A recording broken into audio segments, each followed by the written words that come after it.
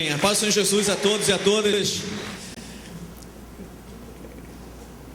Esse slide, essa imagem, ela é bem representativa. Ela mostra de um lado uma pessoa, né, pintada a sua face com parte do nosso planeta, e ao lado uma frase lá em cima, bem grande, bem robusta. Eu queria que você repetisse no 3, tá? 1, 2, 3. Eu posso mudar o mundo. Só as mulheres. 1, 2, 3. Eu posso mudar o mundo. Só os rapazes. 1, 2, 3. Eu posso mudar o mundo. Agora só quem vai mudar o mundo verdadeiramente vai falar. 1, 2, 3. Eu posso mudar o mundo. Pois é, eu e você podemos individualmente, coletivamente, como igreja, mudar o nosso mundo. Você quer mudar o seu mundo, sim ou não? Sim. Você deve mudar o seu mundo. Você não pode ficar do mesmo jeito desde quando você nasceu. Você precisa ativar uma mega revolução na sua maneira de pensar, na sua maneira de ser, na sua maneira de se portar. Eu quero lançar já uma pergunta para você, tá? Primeiro eu quero que você entenda que a semana que passou foi feita uma pesquisa mundial e foi acertado que a marca mais valiosa, aquela que tem mais valor comercial, é a Apple. Em segundo lugar é o Google. E em terceiro lugar, a Coca-Cola. A Coca-Cola havia vários anos, sempre era a primeira colocada, mas agora a Apple passou, tá? Devido a você. Olhe para o seu celular, veja se não está lá a maçãzinha comida. Graças a você, a Apple hoje é a marca mais valiosa do mundo. É verdade, você contribuiu para que isso acontecesse.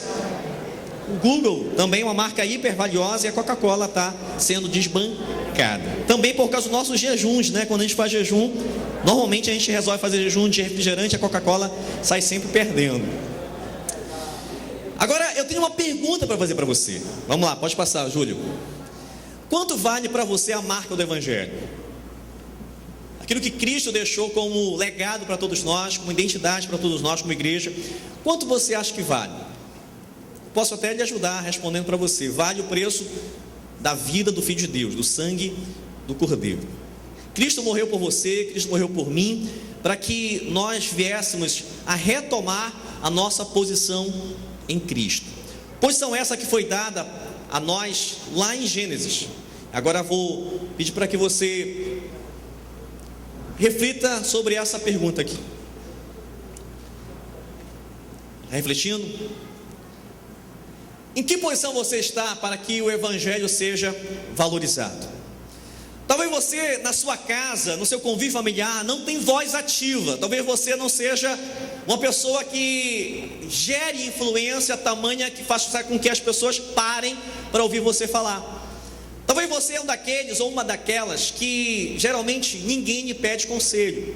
Ninguém lhe pergunta coisas interessantes ou edificantes para a sua vida, porque talvez não vive você alguém que se posicione no reino de Deus. Quando você se diz cristão, quando você se diz crente, evangélico, membro de uma igreja, você assume um posicionamento, mas talvez é o único posicionamento que você já tomou durante sua vida toda de uma forma espiritual. O que nós queremos trazer nessa noite é fazer com que você entenda que a sua posição não é de um mero participante de uma igreja, de frequentador de um culto. A sua posição é muito mais além, é muito mais forte, contundente. Esse que você vai ver ao longo da nossa palavra hoje.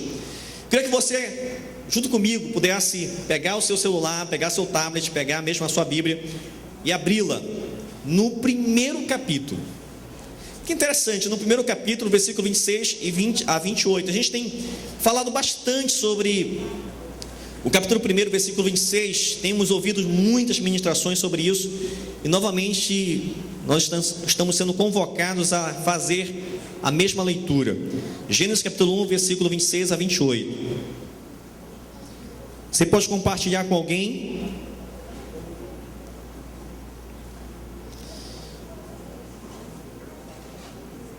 Já achou? Passa aqui para frente. Gênesis capítulo 1, versículo 26, 27 e o 28. 26. Então disse Deus: façamos quem? Quando fala homem é genérico. Futuramente a mulher também vai ser criada. Então homem e mulher. Façamos o homem à nossa imagem, conforme a nossa semelhança. Domine ele sobre os peixes do mar, sobre as aves do céu, sobre os grandes animais de toda a terra e sobre todos os pequenos animais que se movem rente ao chão. Versículo 27. Criou Deus o homem à sua imagem, a imagem de Deus o criou, homem e mulher os criou. Versículo 28. Deus abençoou e lhes disse: sejam férteis e multipliquem-se, encham e subjuguem a terra, dominem sobre os peixes do mar, sobre as aves do céu e sobre todos os animais que se movem pela terra. Quem pode dizer amém? Amém. Você precisa entender que você foi criado por Deus com essa perspectiva, com essa voz de comando. Fomos criados para dominar tudo que existe no planeta, até quiçá no universo. Deus gostaria muitíssimo que nesta noite você entendesse, saísse daqui com uma decisão de que realmente você retomará a posição que foi perdida no Éden. Nós vamos agora entender um pouquinho sobre isso. Repita comigo. Em Gênesis 1, o que aconteceu? Deus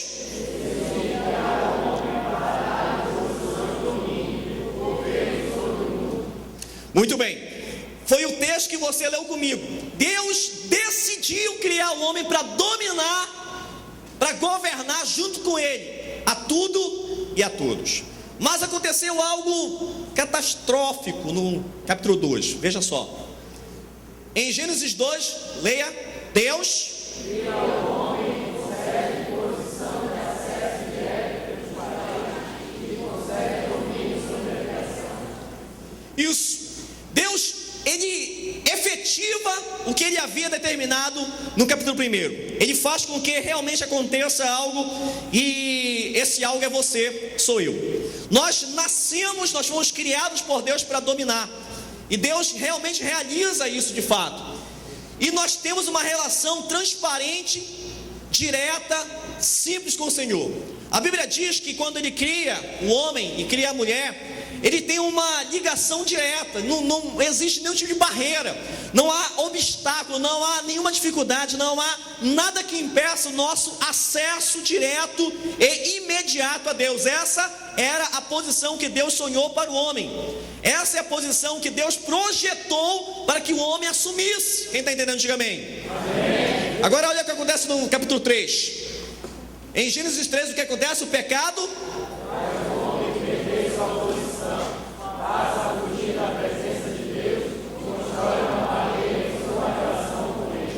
Eu quero que você lembre um pouquinho. Se você continuar lendo Gênesis 1, 2 e 3, você vai ter o resumo da história da criação de todos nós. No capítulo 3, é algo que realmente nos chama a atenção.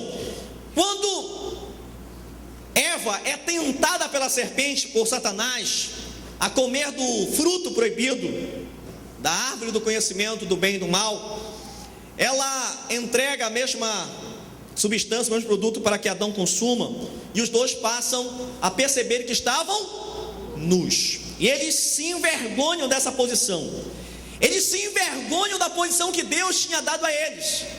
Eles se submetem a uma outra influência, e essa influência consegue enganá-los, iludi-los, e eles acabam entendendo o contrário daquilo que Deus havia concedido a eles.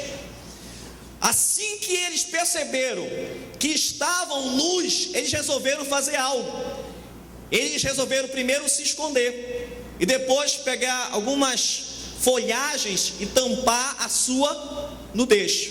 Ou seja, o homem se esconde de Deus, procura uma barreira para se colocar e se afastar do Senhor por livre e espontânea vontade, e ao mesmo tempo ele constrói um artefato que não permite mais que Deus tenha um acesso transparente com ele. Então, o pecado que o homem acaba assumindo, ele tenta esconder.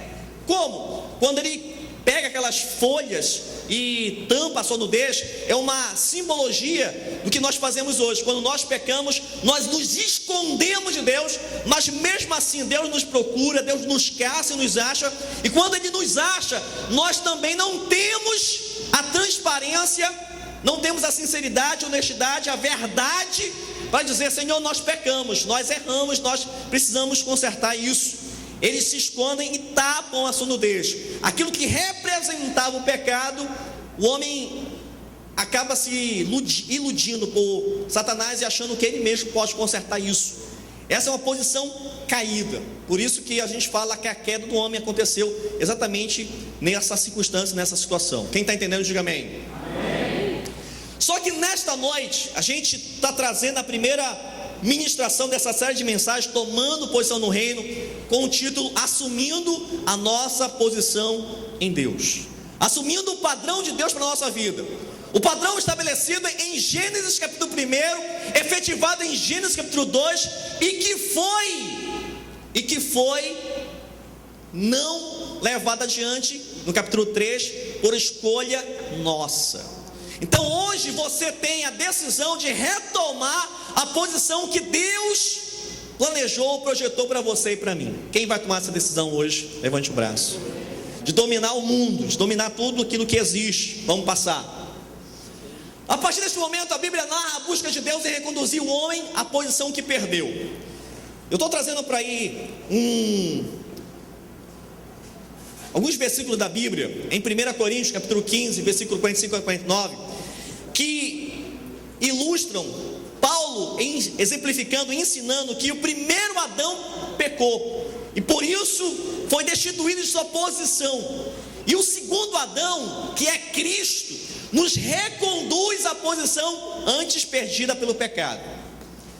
Eu quero que você abra exatamente a sua Bíblia nessa passagem, 1 Coríntios capítulo 15, versículo 45 a 49, e você vai entender um pouquinho daquilo que Deus está convidando você a mim a assumir nessa noite.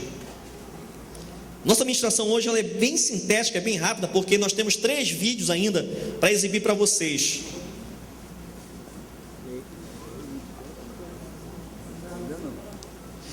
1 Coríntios está lá, olha, capítulo 15, versículo 45, 46, 47, 48 e o 49.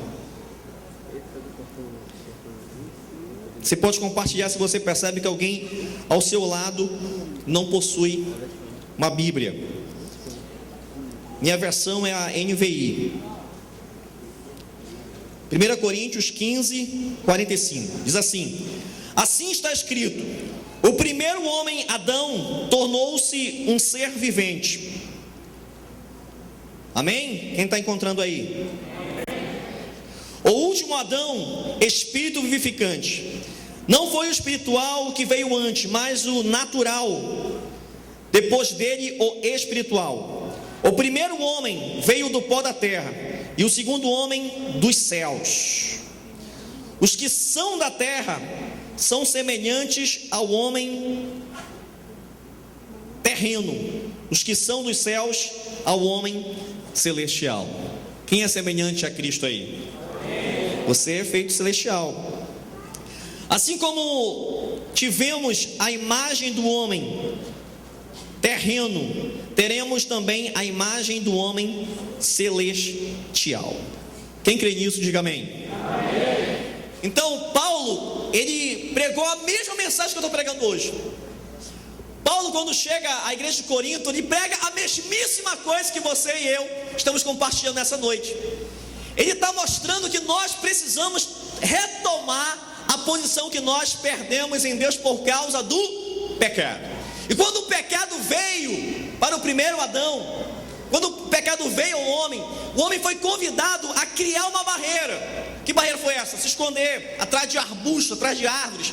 E além disso, construir para si um artefato que pudesse ludibriar o entendimento do Senhor. Quando o Senhor busca Adão, chama por Adão, clama por Adão e o acha, ele pergunta: quem foi que falou para você que você estava nu? Aí Adão e Eva dizem: olha, a serpente diz que nós estávamos nus, e nós tomamos a iniciativa de nos cobrirmos, porque nós não queríamos mais aparecer nus perante a tua face. E Deus pergunta a eles: quem foi que disse para vocês que aquilo estava errado? Não está errado. Aquilo é a posição que eu queria que vocês eternamente assumissem, uma posição cristalina, direta, onde eu fosse realmente o sustentador, que vocês dependessem literalmente, absolutamente de mim. Então Paulo, quando chega aos Coríntios, ele estabelece exatamente essa nova postura. Vocês não podem continuar andando da mesma forma do primeiro Adão. Vocês precisam assumir agora a forma do segundo Adão. E ele usa o exemplo de Adão porque os judeus eram muito fera no Antigo Testamento, eram muito fera no Pentateuco, eram muito feras em Gênesis.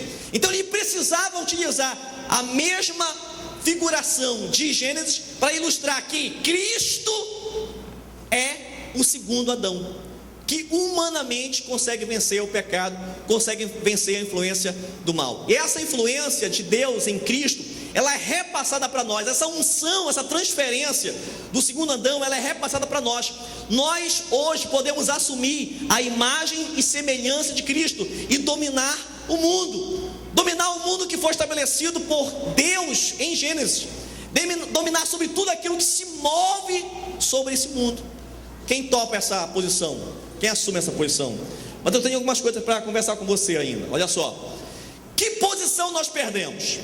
Eu ilustrei uma relação de posicionamentos que eu e você perdemos quando o primeiro Adão pecou.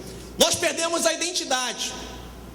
Realmente nós não temos ainda uma identidade quando nós ainda não aceitamos a Cristo como nosso Salvador. Nós ainda não entendemos o propósito, o sentido, a razão da nossa vida, enquanto não aceitarmos a Cristo, o segundo Adão, e assumirmos a identidade de Cristo. Perdemos a imagem de Deus, perdemos a promessa da herança, não podemos mais ser herdeiros, e nós também perdemos o domínio sobre tudo aquilo que acontece hoje. Na época de Adão, eu queria que você entendesse isso. Na época de Adão, ele tinha domínio sobre todos os animais, as feras mais selvagens que hoje você vê pela televisão ou mesmo nos museus, e você realmente fica amedrontado. Aquilo não existia na época de Adão. Todos os animais, seja como for, urso, leão, tigre, todos eles eram domesticáveis, todos eles comiam na mão de Adão e de Eva. Quando o pecado enveredou, entrou no mundo por via do homem e da mulher, nós perdemos esse domínio. Então todos os seres que existiam, aqueles que são selvagens, eles se voltaram contra o homem. Todos os aspectos climáticos se voltaram contra o homem. É uma forma de Deus dizer que estava muito chateado, muito triste com aquilo que aconteceu ali no Éden.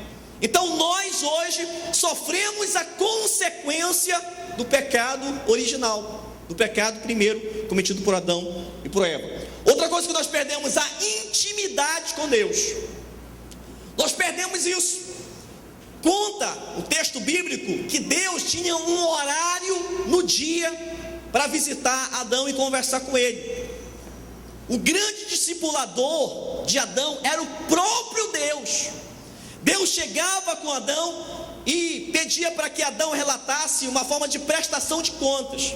Como é que foi teu dia, Adão? O que aconteceu? O que você comeu hoje?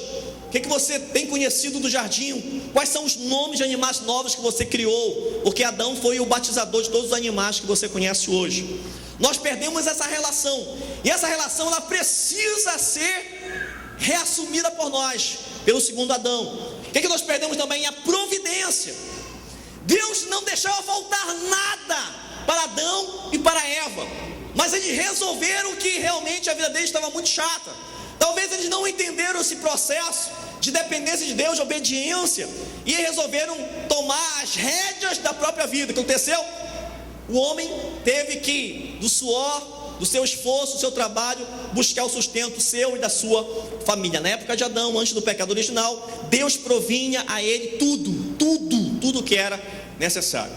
E nós podemos hoje assumir novamente a posição de sermos dependentes de Deus e assim sermos providos, sermos sustentados pelo próprio Deus. Quem quer isso? Diga amém. Amém. Perdemos também a liberdade. Isso é muito interessante, porque hoje o mundo lá fora que não conhece a Deus diz em alto e bom som, para que todo mundo possa escutar, que eles sim têm liberdade, que eles podem fazer o que quiserem.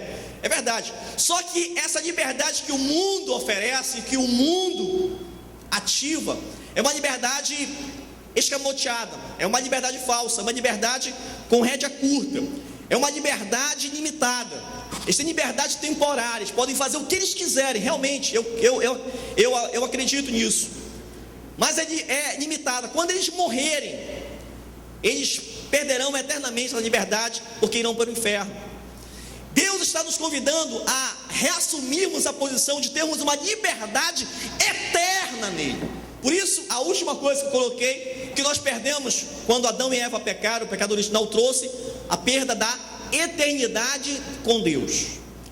A eternidade com Deus. Esta é a verdadeira liberdade, viver para Deus, servir a Ele. Fomos criados para quê? Para servir a Ele. Fomos criados para quê? Para sermos dependentes dEle. Vivemos para viver eternamente. Deus não projetou para nós uma vida efêmera, não projetou para nós um sonho onde tivesse começo, meio e fim. O que Deus projetou para nós foi a própria essência dele. Por isso ele diz que nós somos a imagem e semelhança da essência do próprio Deus. Mas eu tenho uma indagação para fazer para você e vou terminar para nós passarmos os vídeos. Vamos lá. A gente trouxe toda essa introdução, toda essa palavra introdutória para que você pudesse assumir a sua posição no reino. Nós não queremos terminar essa ministração apenas convidando você a assumir uma posição no reino. Isso é muito genérico, isso é muito aleatório. Talvez você ainda não entenda o que significa isso. Então nós queremos que você repita comigo o que está aí na tela, no slide. Nós temos um gatinho, quando ele coloca a sua face no espelho aparece um leão. Eu queria nada a ver com futebol, tá? Pelo amor de Deus, tá? Eu queria que você entendesse que você é essa imagem refletida no espelho. Talvez para o mundo hoje você é um gatinho que não faz mal a ninguém, nem ao próprio diabo, nem ao pecado, nem ao mundo longe de Deus. Mas eu queria que você nessa noite se transformasse em um leão forte e vigoroso, tá? Então diga no 3, o que está escrito lá? 1, 2, 3. A Bíblia diz em Mateus capítulo 5 que nós devemos ser luz e sal.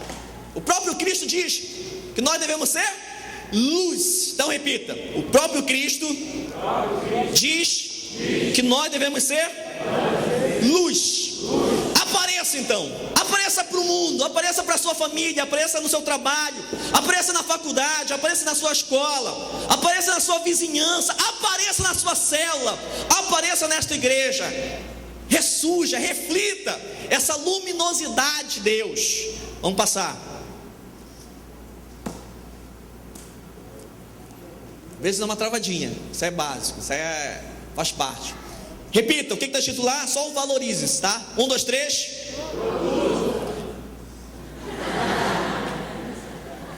Não, produz então, vai. Valorize ou produza? Valorize. Esse é o segundo, tá? Então vamos lá, 1, 2, 3. Valorize. Muito bem. Diga para a pessoa que está ao seu lado, que está no slide: o Espírito Santo se move em você. Você tem valor. Diga: você tem valor, o Espírito Santo se move em você.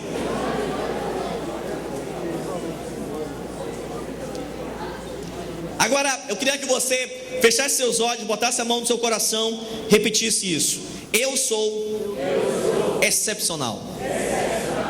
É verdade, você é excepcional. Eu queria que você entendesse que você foi formado para ter um status celestial. Você viu em 1 Coríntios capítulo 15 que aqueles que se assemelham ao segundo Adão se assemelham ao homem celestial, que tem uma identidade eterna em Deus, vigorosa em Deus.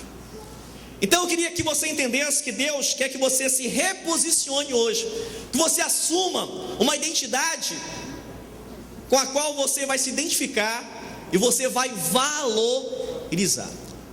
Então olhe para as duas pessoas que estão ao seu lado e diga: olha, experimenta sentar do meu lado, porque em pouco tempo talvez eu não esteja mais aqui, esteja pregando para multidões, esteja abrindo igrejas, esteja fazendo o trabalho do Senhor na África, esteja fazendo o trabalho do Senhor na Ásia.